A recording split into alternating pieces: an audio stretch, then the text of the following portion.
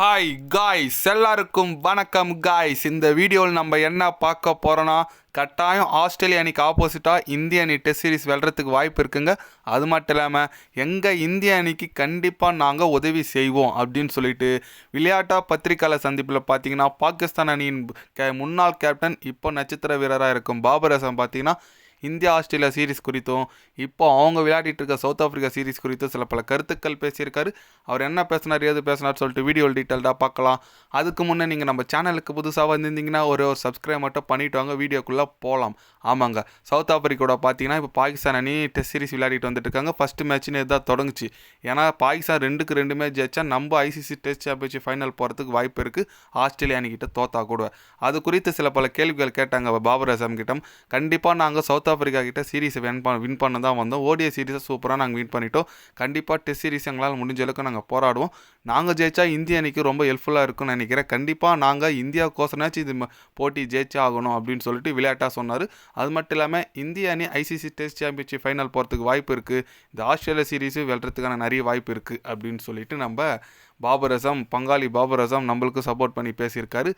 S, அவர் சொல்கிறது 100% உண்மைங்க. இப்போ பாகிஸ்தான் சவுத் ஆஃப்ரிக்கா கிட்ட 2-2 சீரிஸ் அந்த டெஸ்ட் மேட்ச் ஜெயிச்சிச்சுன்னா நம்ம ஆஸ்திரேலியா கிட்ட தோத்தா கூட ஒரு அவுட் சைட் சான்ஸ் இருக்குது ஃபைனல் போகிறதுக்கு. ஆனால் அதுக்கு நம்ம ஆஸ்திரேலியா தோக்கக்கூடாது, ஜெயிக்கணும். ஜெயிச்சா மட்டும்தான் முடியும். ஏன்னா சொல்ல முடியாதுங்க, சவுத் ஆஃப்ரிக்கா பிச்சில் ஆடுறாங்க. கண்டிப்பாக டிம்மா, பவுமா, மாக்ரம் சொல்லிட்டு நல்ல நல்ல பிளேயர்லாம் இருக்காங்க. சவுத் ஆஃப்ரிக்கா அவ்வளோ சீக்கிரம் ஈஸியாலாம் விட்டுற மாட்டாங்க. அதெல்லாம் நம்மளுக்கு தேவையில்லாது, ஆஸ்திரேலியா கிட்ட ஜெயிக்கணும். ஆனால் நம்ம பாபர் அசம் பார்த்தீங்கன்னா அதான் சொல்லியிருக்காரு, ஆஸ்திரேலியா அணிகிட்ட கூட ஜெயிக்கிறதுக்கு வாய்ப்பு இருக்குன்னு. ஆனால் எங்கெங்கே ஜெயிக்கிற மாதிரி இருக்காங்க. 474 ரன் குவிச்சிருக்காங்க ஆஸ்திரேலியா அணி முதல் இன்னிங்ஸில். இப்போ வீடியோ ரெக்கார்ட் பண்ணிட்டு இருக்கும்போது பார்த்தீங்கன்னா 51க்கு 2 விக்கெட் இருந்துச்சுங்க. நல்லா ஆண்டுந்தார் கேஎல் ராகுல் அவுட்டு. நம்ம ரோஹித் சர்மா வழக்கம் போல் ரொம்ப டவுன்லேருந்து இப்போ ஓப்பனிங் வந்தார். வழக்கமாக என்ன பண்ணுவாரோ அது பண்ணிட்டு போயிட்டார், அவர் வேலையை சிறப்பாக. பட் ஜெய்ஸ்வால் மட்டும் ஒன்று கிரீஸில் இருக்கார். இப்போ டீக்கு போயிருக்கு, வீடியோ பண்ணிகிட்ருக்கேன் இந்த கேப்பில். அதனால் கண்டிப்பாக எனக்கு என்னமோ இந்திய அணி மேலே சந்தேகமாக இருக்குங்க. ஜெயிக்குமான்னு கேட்டால் ரொம்ப ஒரு மோசமான கிரிக்கெட் தான் விளையாட்டிட்டு வந்துட்டு இருக்காங்க. ரொம்ப கஷ்டமாக இருக்குது. என்ன பண்ணுறது, நம்ம எப்படி சொல்கிறது, பும்ரா இந்த போட்டியில் 4 விக்கெட் எடுத்தார். அவர் ஒருத்தர் மட்டுமே போகிறான்னா எப்படிங்க, கூட சேர்ந்து யாராவது போராடணும்.